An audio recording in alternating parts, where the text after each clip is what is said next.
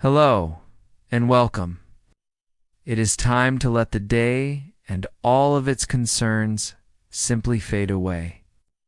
Find your most comfortable position and gently close your eyes.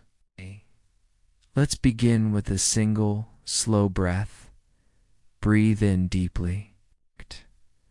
And as you breathe out, feel the tension begin to leave your body. There is nothing else you need to do tonight. Nothing to focus on, and nothing to remember. The story I am about to tell is just a quiet murmur in the background, a calm and steady presence. Tonight, we will travel back to the Roman Empire to witness the long and complex day of a man at the center of power. So just relax and allow the sound of my voice to accompany you as you drift towards a deep and peaceful sleep. Our story begins in the year 110 CE in the majestic heart of the Roman Empire. The city of Rome is at its zenith, basking in the peace and prosperity of Emperor Trajan's reign. It is a city of marble and gold, of unparalleled power and breathtaking scale. And within this city, there are men who are not just residents but masters. Men whose lives are a constant, complex performance of power, wealth, and duty. Our story is about one such man, and the demanding, ritualistic rhythm of a single one of his days. The day for Senator Lucius Cornelius Priscus begins not with the sun, but in the cool, silent darkness that precedes it. In his vast and opulent domos on the Palatine Hill, the very air is different from the rest of the city. It is still and quiet, scented with the faint perfume of cedar wood and the flowers from the peristyle garden. Lucius awakens on a bed of fine linen and soft wool in a spacious bedroom, a cubiculum, whose walls are covered in magnificent frescoes depicting scenes from Greek mythology. For a moment, he is simply a man waking from his sleep. But that moment is fleeting. From the instant his eyes open, he is Senator Priscus, and his day, every minute of it, belongs to Rome. The process begins with the arrival of his personal slaves, his cubiculari. They move with a quiet, practiced efficiency, their bare feet making no sound on the intricate mosaic floor. One opens the heavy wooden shutters, allowing the first pale pre-dawn light to filter into the room. Another arrives with a basin of warm, scented water for him to wash his face and hands. There is no private, solitary moment. His life, even in its most intimate details, is a series of attended rituals. The most important of these morning rituals is the act of getting dressed. It is not a simple matter of putting on clothes. It is the assumption of a uniform, a mantle of power that is heavy with symbolism. First comes the tunic. For a man of his rank, it is made of fine, snow-white wool. Woven into it are two broad, vertical purple stripes, the latus clavis, the unmistakable emblem of the senatorial order. The slaves help him pull the tunic over his head, its soft fabric of familiar comfort, but the tunic is merely the undergarment.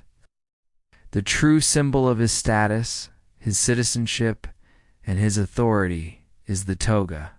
His is the toga praetexta, a vast semicircular expanse of heavy white wool, bordered with the same rich purple that marks his tunic.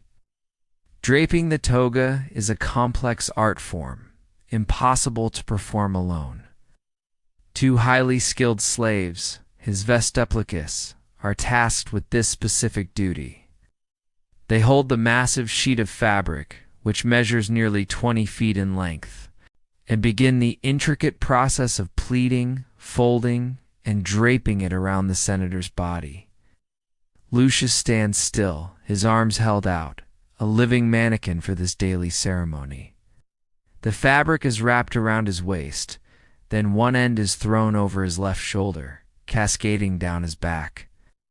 The rest of the material is drawn across his back, under his right arm, and then thrown once more over his left shoulder, creating the elegant layered folds that are the hallmark of a perfectly worn toga. The final result is magnificent, but also incredibly cumbersome. The toga is heavy, it restricts the movement of his right arm, and it requires constant, subtle adjustments to maintain its dignified appearance. It is a garment designed not for comfort or practicality, but for public display. It is a walking symbol of his gravitas, his dignitas, and it is his required attire for the day of business or negotium that lies ahead. Once dressed, he puts on his shoes, the calce senatori. These are not the simple sandals of a common man, but soft red leather shoes that extend up the ankle.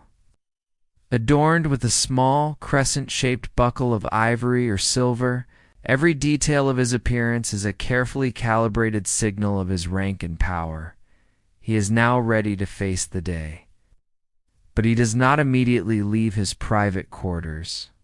He first goes to the lararium, a small shrine in a corner of the atrium, where the images of his household gods and the wax masks of his illustrious ancestors are kept.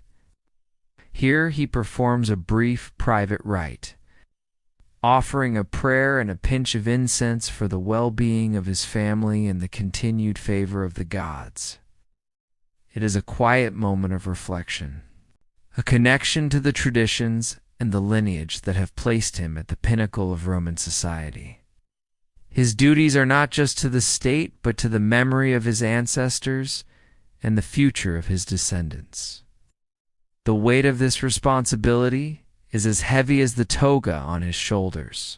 The private part of his day, all 15 minutes of it, is now over. He straightens his back, composes his face into a mask of dignified authority, and prepares to step out into his atrium where the city of Rome is already waiting for him. With the private rites to his ancestors complete, Lucius Cornelius Priscus steps out of his personal quarters and into the public heart of his home, the atrium.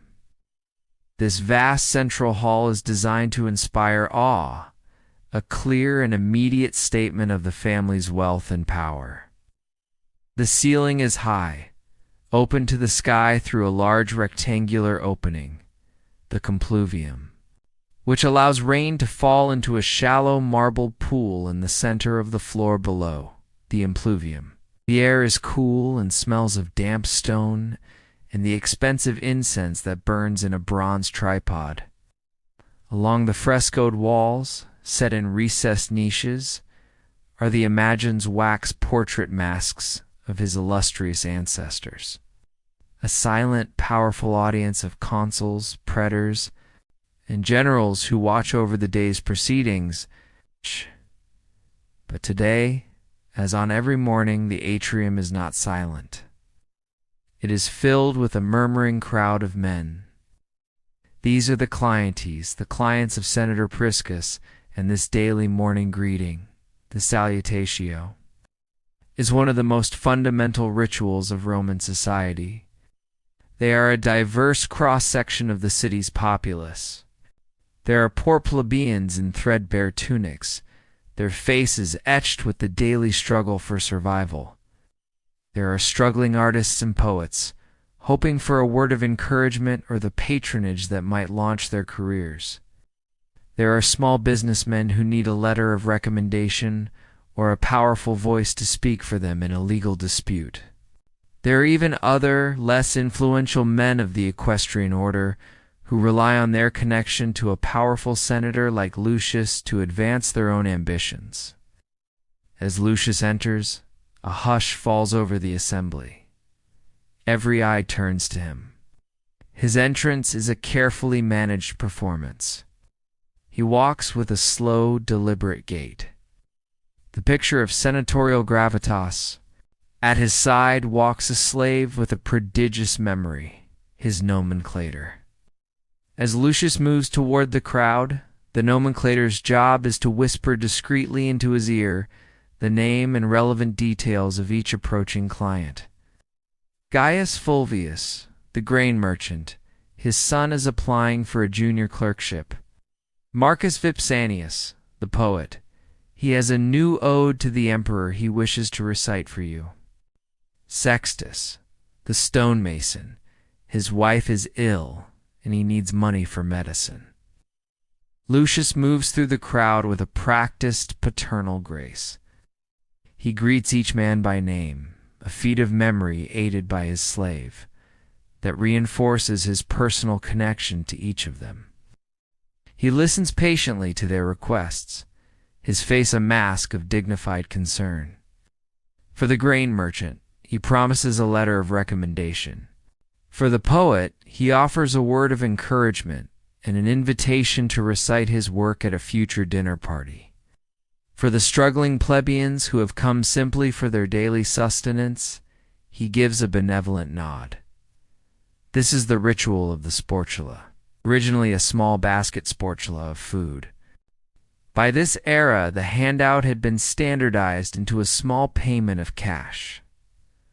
Lucius does not handle the money himself. Another specialized slave, his dispensator, stands nearby with a heavy leather pouch. And at a signal from his master, he counts out the required number of small bronze or silver coins into each client's hand. The sum is small, just enough for a day's worth of bread and cheese. But for many in this room, it is the difference between eating and starving. Lucius is the patronus, the patron. In exchange for his financial support, his legal protection, and the benefit of his influence, these clients owe him their absolute loyalty. They are expected to accompany him to the forum, forming a large and impressive entourage that visibly demonstrates his power and popularity. They are expected to applaud his speeches, to support his political allies, and to be a constant visible reminder of his importance in the city. The size of a senator's morning salutatio is a direct measure of his influence. Lucius performs this duty with a kind of weary resignation. It is a tedious, time-consuming part of his day, a constant drain on his finances and his energy. Yet he understands its vital importance. This is the foundation of his power base. These men, in their collective loyalty, are a key part of the intricate web of favors, obligations, and relationships that constitutes Roman politics. After nearly 2 hours, the last of the clients has had his audience. They bow respectfully and begin to file out of the atrium, their voices now filled with the praise and gratitude of a successful morning's appeal. They will now go about their day, their first duty to honor their patron having been fulfilled. The great hall, once a bustling public stage, slowly empties, becoming once again a quiet private space. The first great performance of Senator Priscus's day is complete. He has reaffirmed his status, tended to his network, and demonstrated his power. His own day can truly begin. With the last of the clients gone, the great atrium falls silent once more. The public performance is over, and for a brief interlude, Lucius can retreat back into the private heart of his home. He is escorted by his slaves to a smaller, more intimate dining room, where his light breakfast, the intaculum, has been prepared. This is not the grand feast of the evening.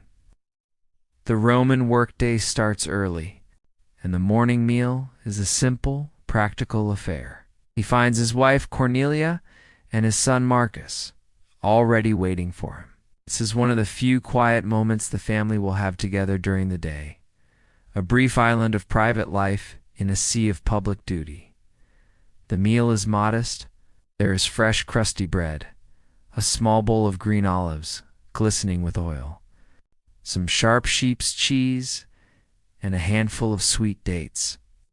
To drink, there is water mixed with a small amount of wine, a common Roman custom. They eat slowly, the conversation quiet and domestic. Cornelia might speak of a matter concerning the household slaves, or Marcus might recount a lesson from his rhetoric tutor. For these few minutes, Lucius is not a senator, but a husband and a father. He savors this brief period of calm, gathering his thoughts before the demanding and consequential business of the day begins. But the household around him is already in motion, preparing for his departure. While he eats, his personal scribes and secretaries gather the necessary documents for the day. Scrolls containing notes for his speech at the Senate, legal papers for the court case he is to hear, and letters of petition from his clients. Outside the main entrance of the Domus, his entourage is beginning to assemble. The clients who attended the salutatio have not dispersed. They have simply been waiting, ready to perform the next phase of their duty. When his meal is finished, Lucius prepares to leave. The journey to the Forum is not one a man of his stature would ever make on foot. Awaiting him is his lectica or litter, a magnificent symbol of his rank and wealth. It is an enclosed couch, expertly crafted from fine citrus wood with elegant ivory inlays. It is suspended on two long poles and shielded by fine linen curtains, which can be drawn for privacy or open to see and be seen. Inside it is furnished with soft cushions stuffed with goose down, a small foldable desk, and a shelf for scrolls. It is a private, luxurious, mobile room. Carrying the litter are 8 of his strongest, most imposing slaves, the lecticari. They are all of the same height, dressed in a clean matching livery, and they have been trained to walk with a perfectly synchronized, smooth gait, ensuring their master is not jostled as they move through the crowded streets. As Lucius reclines on the cushions, the head-bearer gives a quiet command, and the 8 men lift the litter effortlessly onto their shoulders. The procession begins. 2 slaves, the antiambulones, walk ahead. They're tasked to clear a path through the throng, calling out, "Make way for the Senator Priscus." The litter follows, a bubble of serene privilege gliding through the chaos of the city. Behind the litter walks his personal retinue of scribes and assistants, and behind them, the great crowd of his clients, a walking testament to his power and influence. From his elevated position within the litter, Lucius watches the city of Rome come to life. He is carried above the heads of the common people, observing the world from a position of detached superiority. He sees the merchants opening their stalls, the bakers pulling the first hot loaves from their ovens, the endless river of carts, donkeys, and people that choke the city's arteries. The sounds of the city, the shouting, the hammering, the rumbling of wheels are a dull, muted roar from within the privacy of his curtains. This journey is not idle time. It is his mobile office. He might dictate a letter to a scribe walking alongside the litter, his voice a low murmur that does not carry to the street. He might unroll a scroll and review the notes for his upcoming speech, his brow furrowed in concentration. Or, if he is in the mood, he can simply recline, open the curtains, and perform his public duty of being seen. Offering a grave, dignified nod to a fellow senator who passes in another litter, a silent acknowledgement between members of the ruling class. The journey from the Palatine Hill to the Roman Forum is not long, but it is a slow and deliberate progression. After some time, the litter-bearers slow their pace. They have arrived. Through the curtains, Lucius can see the magnificent, sun-drenched marble of the Basilica Julia and the high walls of the Curia, the Senate House. His bearers set the litter down with a smooth, practiced motion. An assistant draws back the curtain. Lucius gathers his toga, composes his face into a mask of public authority, and prepares to step out. His morning rituals are complete. He has now arrived at the great stage of Roman power, and the main business of his day is about to begin. As Lucius Cornelius Priscus steps from his litter, he enters the vibrant, chaotic heart of the known world, the Roman Forum.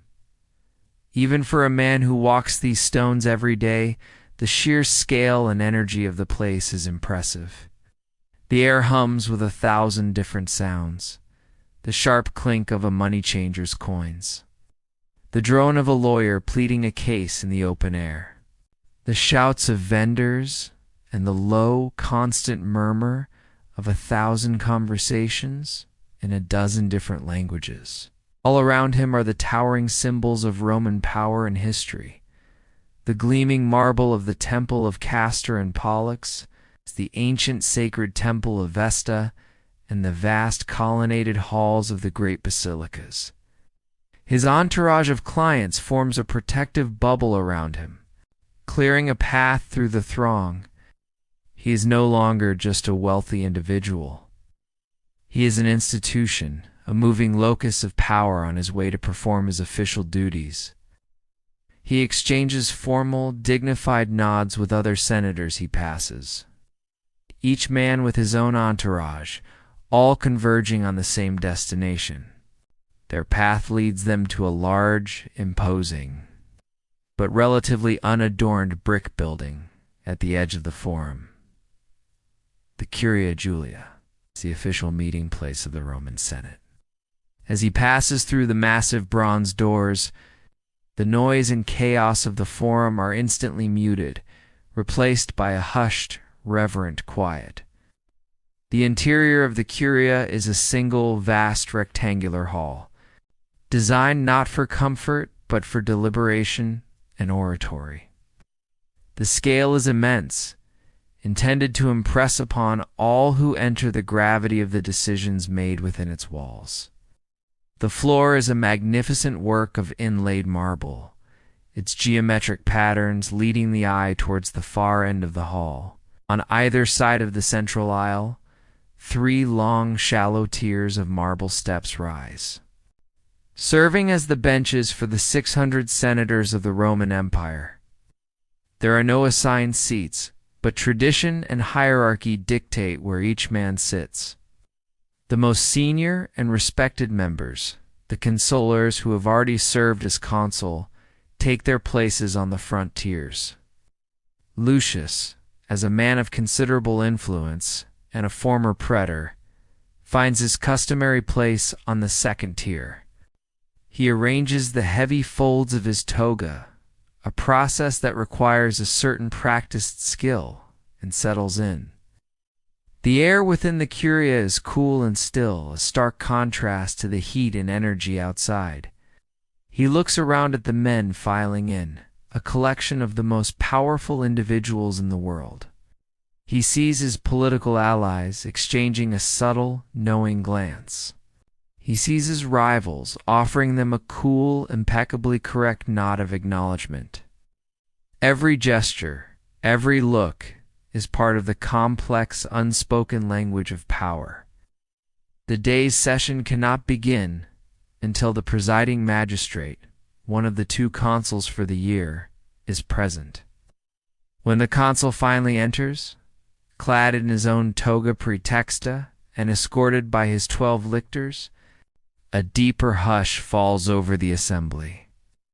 He takes his place on the ornate curule chair, a folding ivory seat set upon a raised dais at the front of the hall. Before any state business can be conducted, the gods must be consulted. This is a fundamental tenet of Roman public life. A short, formal ceremony is conducted. A prayer is offered up for the well-being of the emperor and the Roman people. And a small offering is made on the altar of victory, a golden statue that stands proudly in the hall. symbol of Rome's divine destiny. This ritual is essential. It frames the political debate to follow, not as the mere will of men, but as a solemn duty performed under the watchful eyes of the gods. With the religious obligations satisfied, the consul rises to begin the day's business. He formally presents the first matter for debate, the relatio. Today, it is a dispatch from the governor of the province of Bithynia. The governor reports a significant shortfall in the grain supply due to a poor harvest, and requests permission to use provincial funds to import grain from neighboring Egypt, a measure to prevent potential food riots and unrest. The topic is a perfect example of the Senate's work during the imperial period.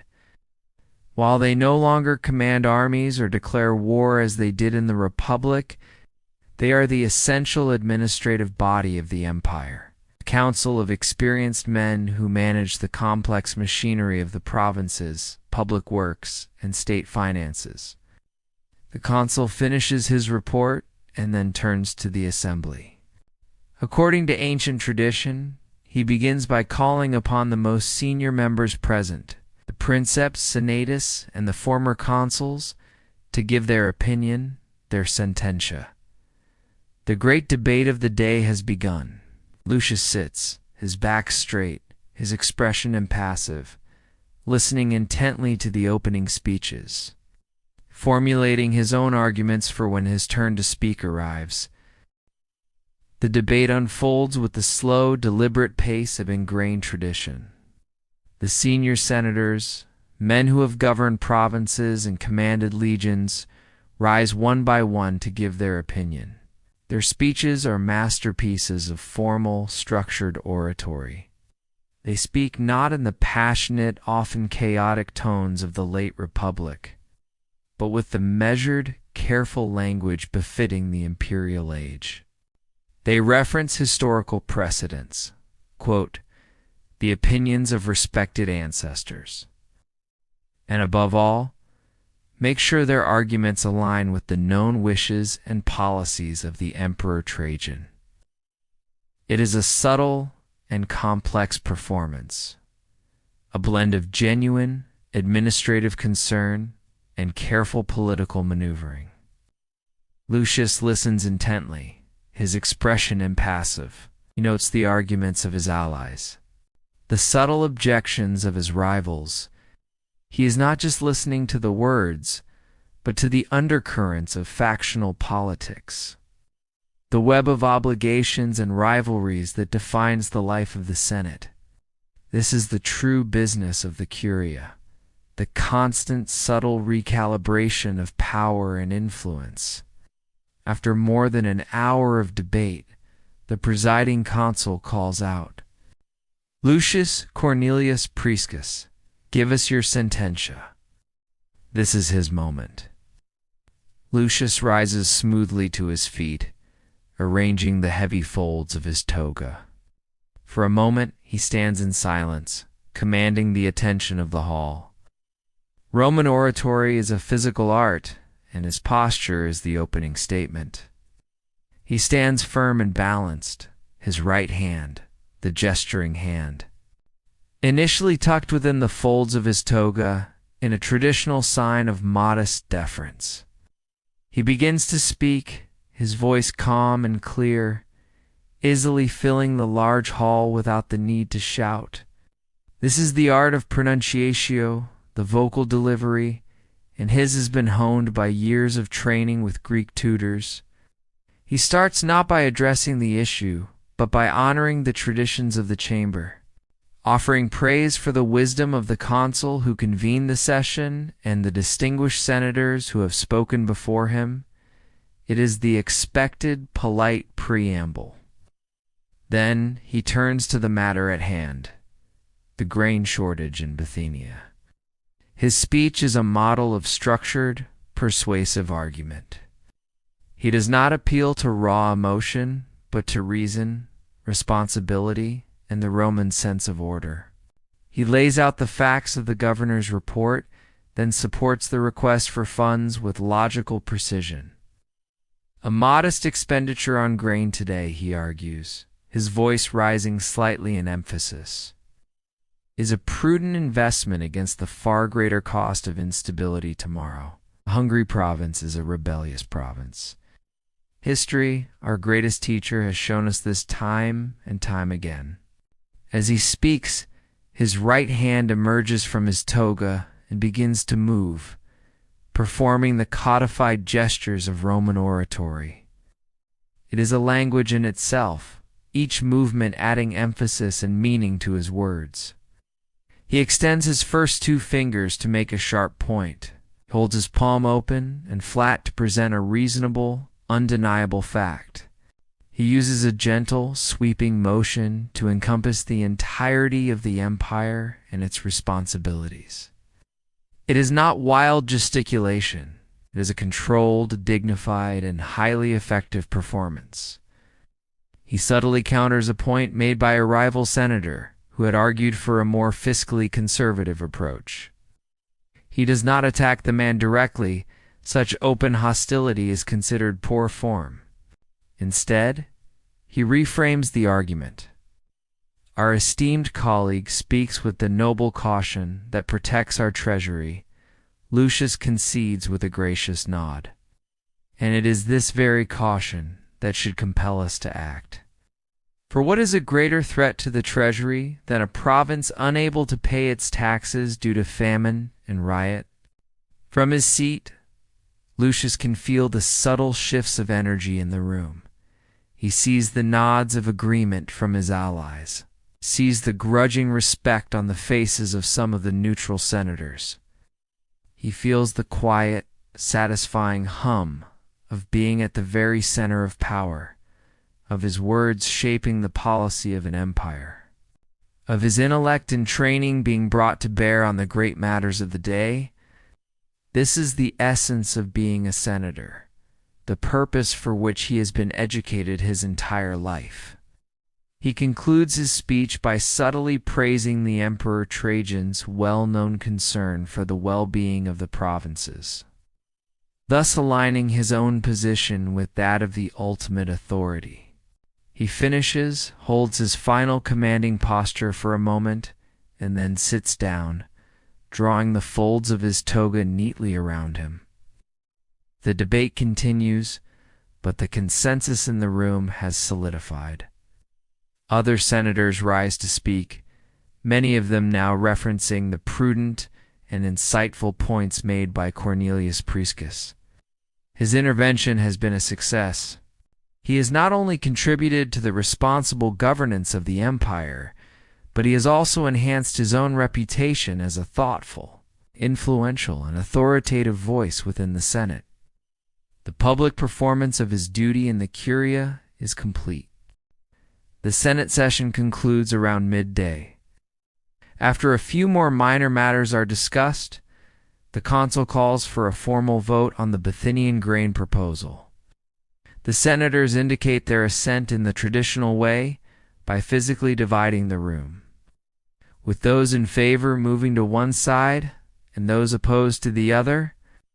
The measure passes with an overwhelming majority, a testament to the consensus Lucius helped to build. The consul formally dismisses the assembly. The senators begin to file out of the Curia, their solemn public duty discharged. As they emerge back into the bright sunlight and noise of the forum, stiff formality of the chamber gives way to more relaxed conversation. The senators gathering in small, influential groups to discuss the day's events. For many, this marks the end of their workday, but for Lucius, his negotium is not yet complete. While some of his colleagues head for home or to the baths, Lucius and his entourage make the short, stately walk across the forum to the magnificent new complex built by the reigning emperor, Trajan S. Forum. Their destination is the grandest building within it, the Basilica Oppia. If the Curia is the hushed inner sanctum of political power, The basilica is the loud, magnificent public theater of Roman law and commerce. It is a breathtakingly vast hall, far larger and more opulent than the Senate House. The ceiling soars high above, supported by rows of colossal marble columns. The air is not quiet and reverent, but filled with the bustling energy of the city. Merchants make deals in the shaded colonnades, lawyers meet with clients, and citizens simply gather to socialize and witness the workings of the law. As a man of praetorian rank, Lucius is frequently called upon to serve as a judge in civil cases. Today is one such day. He makes his way to a raised tribunal at one end of the basilica's great nave, a space set aside for legal proceedings. He takes his seat in the magistrate's chair, with a small council of legal advisers, his consilium, seated beside him. He is no longer a legislator, debating policy. He is now an arbiter, the living embodiment of Roman justice. The case brought before him is typical of the disputes that occupy the city's courts. It is not a dramatic criminal trial, but a complex and tedious inheritance dispute between two brothers of the equestrian order. Their wealthy father has recently died, and they are arguing over the interpretation of his will regarding the ownership of a fleet of shipping vessels. It is a case of contracts, precedents, and property law. The two brothers stand before the tribunal, flanked by their lawyers, their advocati. The advocates present their cases with the practiced theatrical flair for which Roman courts are famous. They posture and plead, their voices rising with righteous indignation as they argue points of law and question the character of the opposing party. They present their evidence. The father's will on a set of wax tablets, shipping manifests from the port of Ostia, and testimony from witnesses. Through it all, Lucius remains impassive, his expression one of patient, dignified neutrality. He listens intently, his chin resting thoughtfully on his hand. He is the calm center of the storm of legal rhetoric. He does not react to the advocate's emotional appeals, but occasionally interrupts with a sharp, incisive question. Cutting through the flowery language to get to the heart of a contractual detail or a point of law, he confers in low tones with his advisers, who whisper legal precedents and interpretations to him. His task is to filter out the drama and find the legal truth, to apply the vast and complex body of Roman civil law to this one specific family dispute. After nearly 2 hours of arguments, the advocates rest their cases. A hush falls over the small crowd that has gathered to watch the proceedings.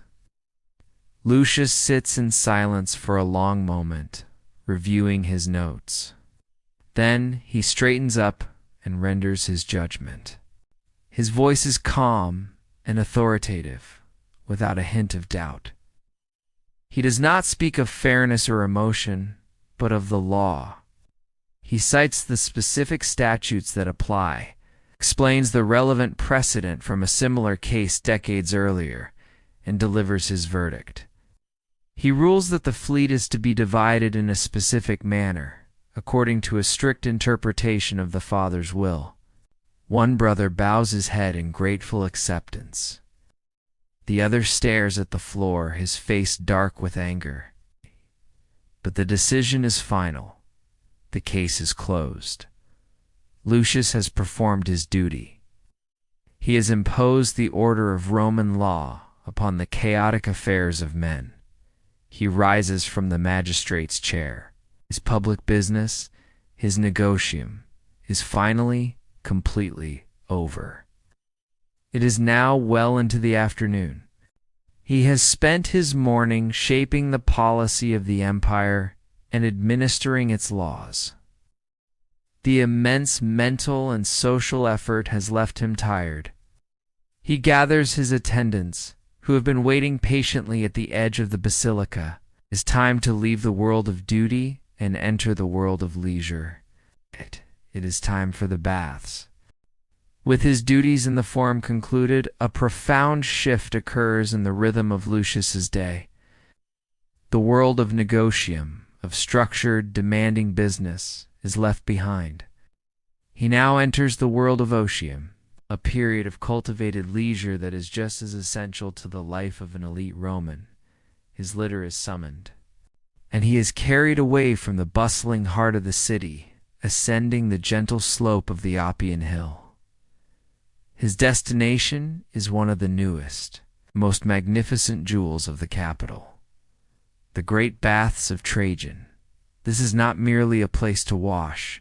It is a colossal complex, a city within a city dedicated to health, relaxation, and society. As Lucius arrives, he passes through expansive, manicured gardens, past libraries and lecture halls, all part of the bath complex.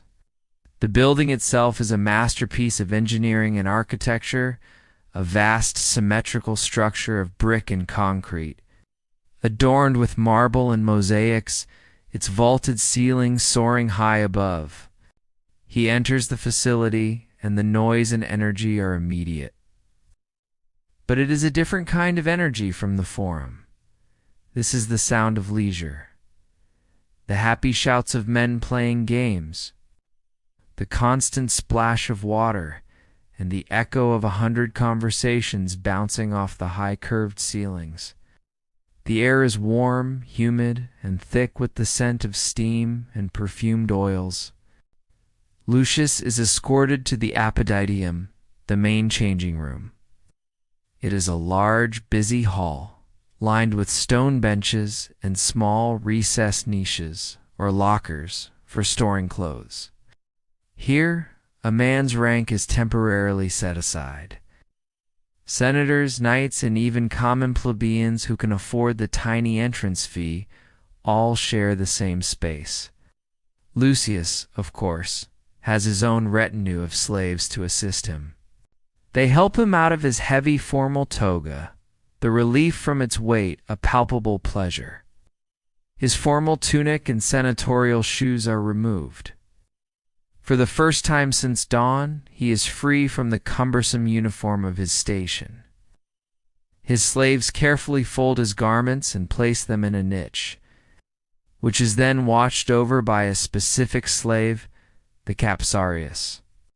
Theft in the crowded changing rooms is a common and persistent problem, and a man of Lucius's standing would never leave his possessions unguarded. Wearing only a simple pair of light sandals, Lucius is now ready to begin the ancient and beloved ritual of the Roman bath. His first stop is the tepidarium, the warm room. He enters a beautifully decorated hall, the air filled with a pleasant, moist warmth. This is a room of transition, designed to acclimate the body to the more extreme temperatures to come. The warmth radiates from the floor and walls. A product of the ingenious Roman heating system, the hypocaust, which circulates hot air from a massive furnace beneath the structure. Lucius finds a marble bench and sits, allowing the gentle heat to open his pores and relax his muscles. The tension from the long morning of debates and legal duties begins to melt away. The room is filled with the low murmur of conversation as other men relax and chat with their friends. After some time, he proceeds to the main event, the caldarium, the hot room. The change in temperature is immediate and intense. The air is thick with a heavy, billowing steam that makes it difficult to see more than a few feet ahead. The heat is profound, a deep, penetrating warmth that induces a heavy sweat. This room contains large, bath-like pools of very hot water in which bathers can soak. But the primary act of cleaning is about to take place. Lucius lies down on a warm marble slab. A slave approaches, carrying a small flask of scented olive oil and a set of tools called strigils. The slave generously anoints Lucius's body with the warm oil. Then, using the strigil, a curved metal scraper, he begins the methodical process of scraping away the oil, along with all the dirt, sweat, and dead skin it has lifted from the pores. It is a vigorous, almost abrasive massage, a uniquely Roman form of exfoliation. Once this is complete, Lucius moves to the final room in the sequence, the frigidarium, the cold room. Entering from the sweltering heat of the caldarium, the air feels shockingly cool and refreshing. In the center of this vast, often unroofed hall is a large, deep swimming pool, the natatio filled with clean, cold water. Without hesitation, Lucius descends the steps and plunges into the pool. The shock of the cold water is a jolt to the system, closing the pores, washing away the last of the oil and sweat, and leaving him feeling invigorated and utterly refreshed. He swims a few slow laps in the massive pool, the cool water a final cleansing balm. The bathing ritual is complete. He has washed away not only the physical grime of the city, but also the mental and emotional residue of his morning's negotium. His body is clean, his mind is clear, and he is now ready for the more social and recreational pleasures that the baths have to offer. Emerging from the refreshing cold of the frigidarium, Lucius feels like a man reborn. His slaves are waiting for him with soft, dry linen towels. Once dry, he does not immediately put his formal clothes back on. The afternoon is for leisure, and for this, a more appropriate garment is required. He dons a light, comfortable robe, a synthesis, suitable for the relaxed social atmosphere of the baths. The purely hygienic part of his visit is complete. The social and recreational part is about to begin. His first destination is the palestra, a vast, open-air courtyard surrounded by a shaded colonnade dedicated to physical exercise. The air is filled with the sounds of men's exertions, the rhythmic thud of wrestling bodies on the sand-covered floor, the sharp smack of a handball, and the grunts of men lifting weights. Lucius, as a senior senator, does not engage in the vigorous, sweaty sports of the younger men. His exercise is a more dignified and leisurely affair, a practice of ocium cum dignitate, or leisure with dignity. He joins two other senators of similar age and rank for a game of trigon. It is a popular Roman ball game, played with three people who form a triangle and throw small, hard balls at one another in rapid succession. The goal is to catch and throw with skill and grace, using either hand. It is a game that requires quick reflexes and concentration, but it is not overly strenuous. They play for a short while, their conversation light and peppered with jokes. Stark contrast to the grave formality of the Senate chamber. After his light exercise, Lucius begins the most important part of his afternoon, his social rounds. The baths of Trajan are the unofficial headquarters of the Roman elite, a place where more political and business deals are conducted than in any formal office. He begins a slow, deliberate stroll through the shaded colonnades and manicured gardens of the complex. A small retinue of his closest slaves following at a discreet distance. This is a different kind of performance from his morning duties. It is relaxed, informal, but no less calculated. He soon encounters a fellow senator, a political ally, and they find a quiet marble bench to sit on. Here, away from the formal constraints of the curia, they can have a more candid conversation about the morning's debate, discuss strategy for an upcoming vote, and exchange valuable political gossip. A bit later, a wealthy equestrian, a man who is one of Lucius's more important clients, approaches him with a deep, respectful bow. The man wants to discuss a shipping contract that is being held up by a bureaucratic official. Lucius listens patiently, asks a few pointed questions, and promises to have a quiet word with the appropriate magistrate. He has, in the space of a few informal minutes, conducted a piece of business that would have taken weeks to navigate through official channels. This is how the real power in Rome operates, through personal connections and favors cultivated in the relaxed atmosphere of the baths. He might then retire to one of the two magnificent libraries housed within the complex, one dedicated to Latin scrolls, the other to Greek. As a man of letters, Lucius enjoys spending an hour browsing through new acquisitions. Perhaps a work of history by Tacitus, or a philosophical treatise from Athens.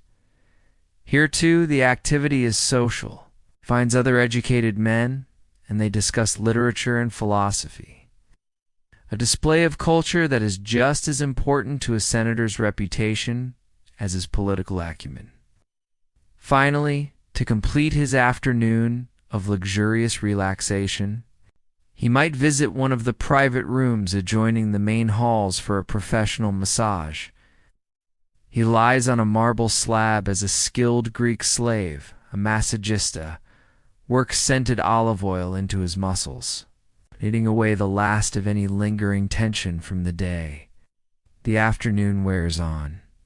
The sun begins to dip lower in the sky, its light slanting through the high windows of the great halls. Lucius has exercised his body, cultivated his social and political connections, stimulated his mind, and enjoyed the peak of Roman luxury. His otium has been both pleasant and productive. He feels relaxed, but also subtly plugged into the currents of power that flowed through the city. But the day is not yet over. The final, and in many ways, most elaborate ritual is still to come. He summons his slaves who bring the formal toga and tunic that have been waiting for him. It is time to dress once more, to return home, and to prepare for the evening's dinner party, the cena. As the afternoon sun begins its slow descent, casting long shadows across the gardens of the baths, the period of otium draws to a close. A subtle shift in energy occurs. The relaxed social buzz begins to dissipate as men of business and politics prepare to return to their homes for the evening meal, the most important social event of the Roman day. Lucius takes his leave from his colleagues with a series of polite, formal farewells. His work, even the work of leisure, is done. He returns to the apoditorium, the great changing room, which is now as busy as it was when he first arrived. His slaves are waiting for him with the clothes for his journey home. The heavy formal toga is not put back on. His duty for the day is done. It is carefully folded and will be carried by an attendant. Lucius simply dons his clean, white senatorial tunic. Free from the cumbersome weight and restrictive draping of the toga, he feels a sense of physical lightness and ease. His litter is waiting for him at the entrance of the baths. The 8 powerful lecticari lift him onto their shoulders, and the procession begins its journey back to the Palatine Hill. The city in the late afternoon is a different entity from the one he left that morning. The frantic, businesslike energy of the Forum has been replaced by a more diffuse domestic hum. The smells of the city have changed. Now dominated by the scent of wood smoke and cooking from 1,000 different kitchens and street-side food stalls, to Thermopolia. From his elevated perch in the litter, Lucius observes the changing scenes. He sees laborers, their faces grim with fatigue, trudging home from the great construction projects. He sees merchants closing up their shops for the day. He sees women, who are largely absent from the public spaces in the morning, now out on their own errands, visiting markets or temples. It is a city winding down from its public labors and preparing for the private rituals of the evening. He reclines on his cushions, the journey providing a quiet moment for reflection. He mentally reviews the day so far. The successful handling of the salutatio, the well-received speech in the curia, the sound judgment delivered in the basilica, the useful political conversations at the baths. It has been a good day. A day in which he has successfully performed all the complex roles required of a man of his station. He is not stressed but possessed by a calm, quiet satisfaction. The litter arrives at the gate of his domus. As he enters, he is greeted by a new atmosphere of focused, orderly activity. The household is in the final stages of preparation for the evening's main event, the cena, the dinner party. The air is filled with the complex and delicious aromas wafting from the kitchens, a clear sign that his team of skilled cooks is hard at work. Slaves are hurrying through the corridors, carrying trays of polished silver and fine glassware towards the dining room. Oh. Lucius does not inspect their work. He has a household manager, a highly skilled Greek slave, who oversees all these preparations with an iron fist. Lucius's only duty is to prepare himself to be the host. He retires to his cubiculum for the final time. The tunic he wore in the city, now dusty from the streets, is taken away. The dinner party, a special garment is required. A slave brings him his synthesis, a lightweight, often colorful robe, designed specifically for the comfort of reclining and dining. It is a garment of pure leisure and conviviality. Dressed in his synthesis, feeling clean, relaxed, and comfortable, Lucius is finally ready. The public part of his day, with all its rigid formality and demanding performances, is officially over. He is now simply Lucius Cornelius Priscus, the master of his own home, ready to welcome his friends and peers. He walks towards the triclinium, the dining room, where the lamps are being lit, and the first of his guests will soon be arriving. The final act of his long and meticulously structured day is about to begin. The final performance of Lucius's day takes place in the triclinium, the formal dining room. This is a space designed for no other purpose than to display the host's immense wealth, impeccable taste, and social standing. The room is a masterpiece of luxurious design. The walls are covered in vibrant, elaborate frescoes depicting scenes from the Trojan War, the colors rich and deep in the flickering lamplight. The floor is an intricate mosaic, a swirling pattern of geometric shapes and mythological creatures, so detailed it looks like a woven carpet. The room is named for its primary furniture, the three wide cushioned couches, the lectae, that are arranged in a U-shape around a low central table made of polished citrus wood. It is upon these couches that the diners will recline, leaning on their left elbows in the customary Roman style, a posture of relaxed, aristocratic leisure. Dozens of ornate bronze and silver oil lamps filled with sweet-smelling olive oil hang from the high ceiling or stand on tall tripods, casting a warm, gentle, and inviting glow over the entire scene. Lucius is the first to enter, taking his place on the couch of honor. He is the host, the dominus, and the entire evening will revolve around him. He reclines, a slave carefully arranging the cushions behind him, and waits for his guests. Soon they begin to arrive. They are the elite of Roman society, a carefully curated selection of Lucius's peers and allies. There is another senior senator, an old political ally with his wife. There is a young, up-and-coming praetor whom Lucius has taken under his wing. And, to add a touch of cultural prestige to the evening, there is a celebrated poet, a man whose verses are the talk of the city. Respectable women, like Lucius's wife Cornelia and the wife of his fellow senator, are a common and welcome presence at these sophisticated gatherings. The ritual of arrival is one of dignified grace. As each guest enters, they are met by household slaves. One slave carefully removes their outdoor shoes, while another ceremoniously washes their feet with warm scented water and dries them with a soft linen towel. This is a practical courtesy, but also a symbolic cleansing, washing away the dust and cares of the outside world before entering the private, convivial space of the cena. Each guest is then escorted to their assigned place on one of the couches. The seating arrangement is of critical importance, a complex map, or mappa, of status and honor. The most important guests are placed on the middle couch, the lectus medius, the guest of highest honor directly to the left of the host. Lucius, as the host, presides over the entire scene, ensuring every guest feels welcomed and appropriately honored.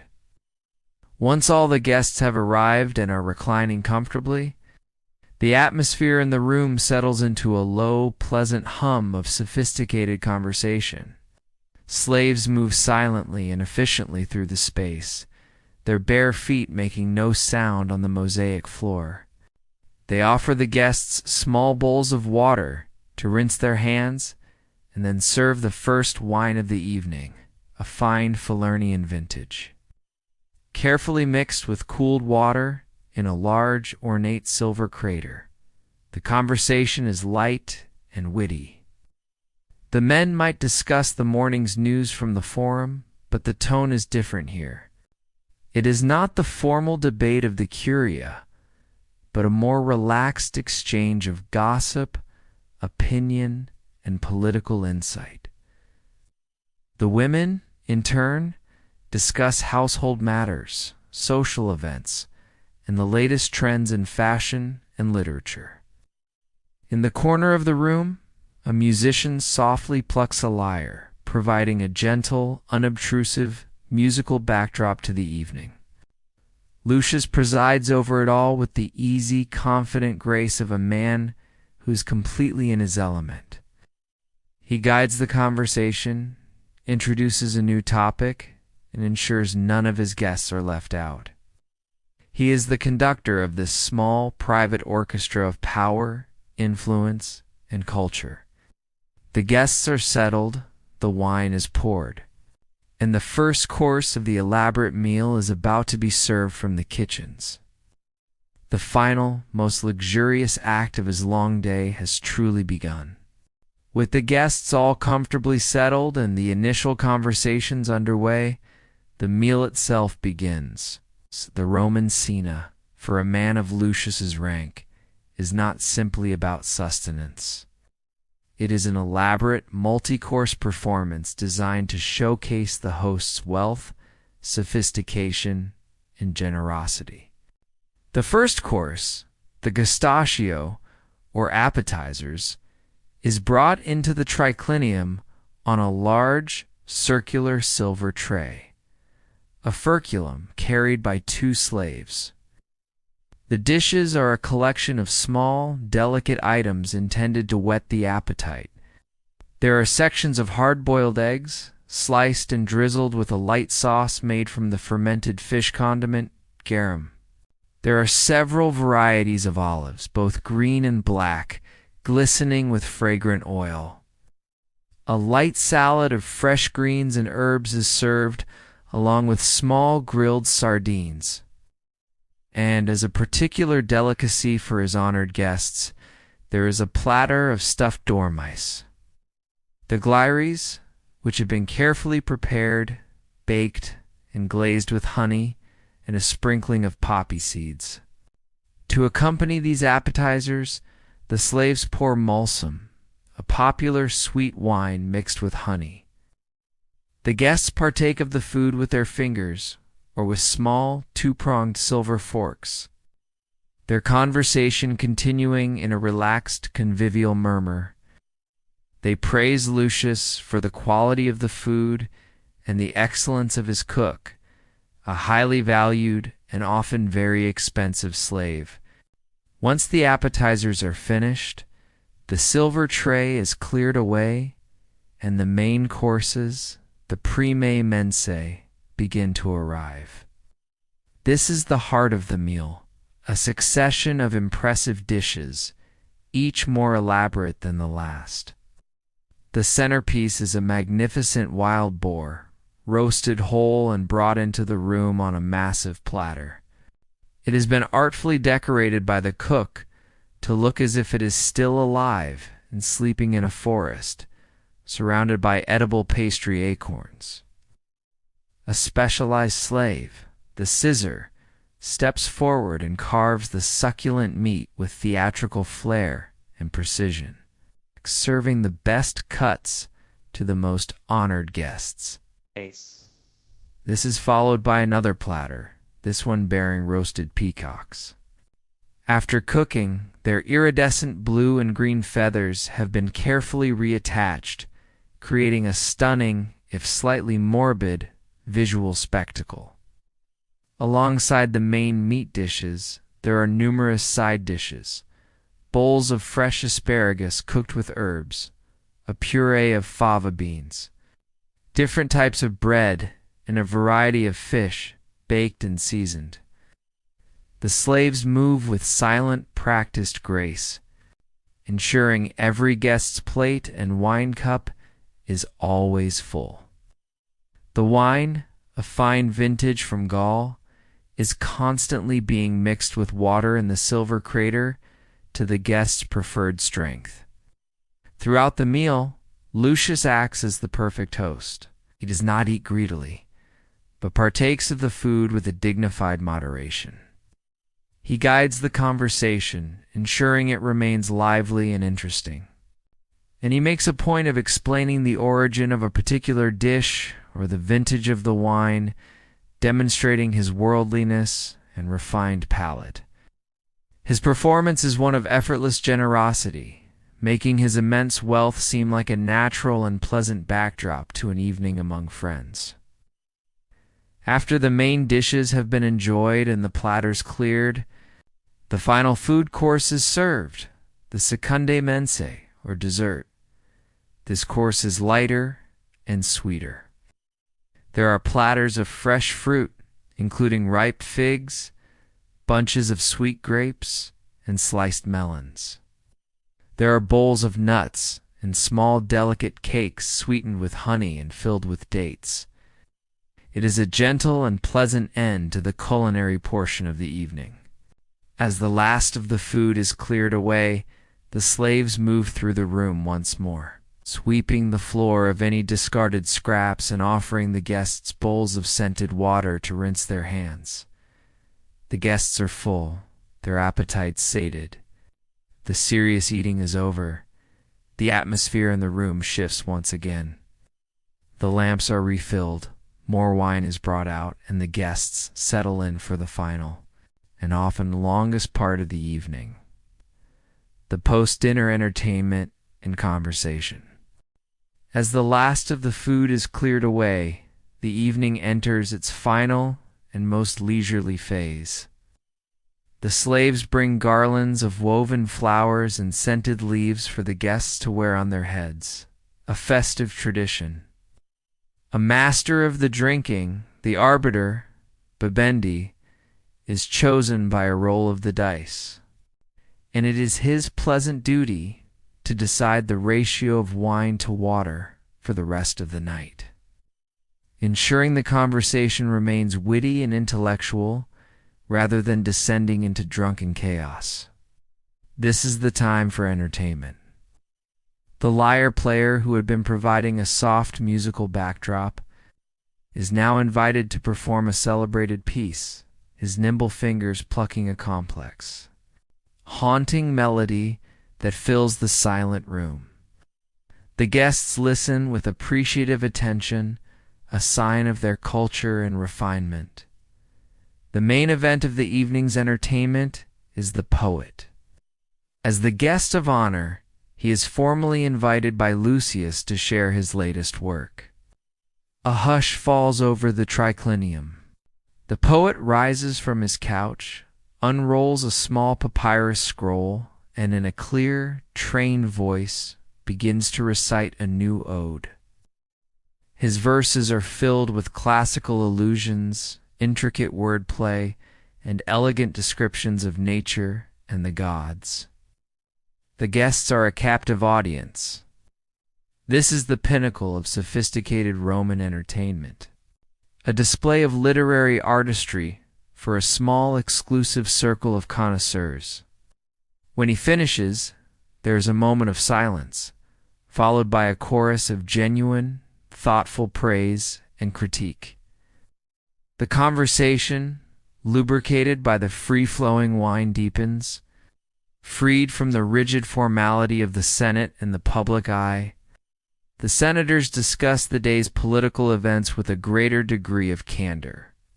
They analyze the speeches, debate the emperor's policies, and trade insights and information gathered from their vast networks across the empire. They discuss philosophy, the latest histories from Greece, and the intrigues of the imperial court. It is a conversation of immense privilege and power, the relaxed discourse of men who run the world. The hours drift by. The oil lamps are refilled, their flames dancing and casting long soft shadows on the frescoed walls. The slaves continue their silent ghost-like service, ensuring every cup is full, every need is met. Finally, late into the night, the first of the guests begins to stifle a polite yawn. The party has reached its natural, gentle conclusion. The ritual of departure is as graceful as the arrival. One by one, the guests take their leave, thanking Lucius effusively for the magnificent meal and stimulating company. Their slaves are summoned to bring their shoes and light their way with torches out to their waiting litters. Lucius accompanies each guest to the door of the atrium, the perfect host to the very end. Finally, the last guest is gone. The great house falls silent. Lucius stands for a moment in the now empty triclinium. The room is a scene of pleasant disarray, of empty silver cups, discarded garlands, and the lingering scent of wine and perfume. Slaves are already beginning the quiet, efficient work of clearing it all away. The long day is over. Lucius walks through the hushed, sleeping corridors of his domus, the master of a silent kingdom. He returns to his cubiculum, where his personal slaves are waiting. They help him out of his dining robe, the synthesis, and into a simple, soft sleeping tunic. The weight of his public and social duties finally lifts from his shoulders. He is, once again, just a man in a quiet room. He lies down on his bed, the cool linen a welcome comfort. His day began in darkness, and now, some 18 hours later, it ends in darkness. The intricate, exhausting, and magnificent performance is complete. The senator's long day is over. His life, a constant and demanding performance on the many stages of Rome, has come to its nightly close. From the quiet rituals of dawn to the political theater of the Senate, from the luxurious leisure of the baths to the sophisticated display of the feast, his every moment was governed by duty and tradition. His complex world of power and responsibility has now faded into the silence of sleep, and now your day is over too. There is nothing left to do but to rest, to let go of everything, and to drift into the deep and peaceful sleep that you deserve.